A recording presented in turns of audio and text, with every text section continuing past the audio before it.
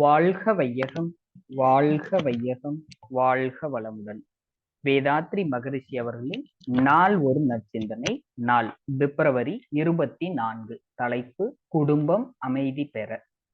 இணக்கத்தை வற்புறுத்தும் போதும் பிணக்கை தீர்க்கும் போதும் என் சொல்லையே உள்ளமும் உதடும் உபயோகப்படுத்த வேண்டும்.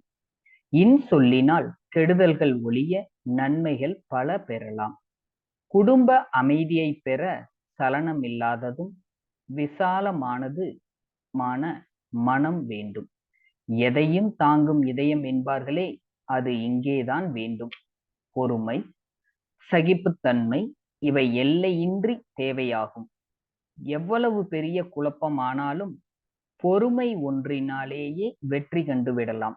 பிறர் குற்றத்தை பெரிதுபடுத்தாமையும் பொறுத்தலும் மறத்தலும் அமைதிக்கு வழிகளாகும். அதுபோல் பிறர் கூறும் கடுஞ்சொற்களையும் அவை சொல்லப்படாதது போல் பாவித்து ஒதுக்கிவிட வேண்டும். அப்போதுதான் அமைதி பிழைக்கும்.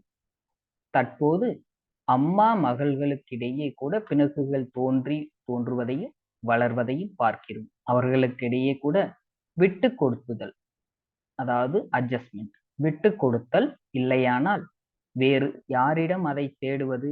அம்மாவுக்கு பெண்ணாக இருக்கும் போதே இப்படி என்றால் பின்னால் வாழ்க்கை எப்படி அமையும்? அப்புறம் யார் மேல் குற்றம் சொல்வது? தன் கருத்து சரியே ஆயினும் உயர்வே ஆயினும் வாழ்க்கை துணை ஒத்துக்கொள்ளவில்லை என்றால் அது எவ்வளவு அவசியமான கருத்தானாலும் ஞானமே ஆனாலும் சிறிது காலத்திற்கு அவர்கள் ஒத்துக்கொள்ளும் வரை தள்ளி வைக்க வேண்டியதுதான்.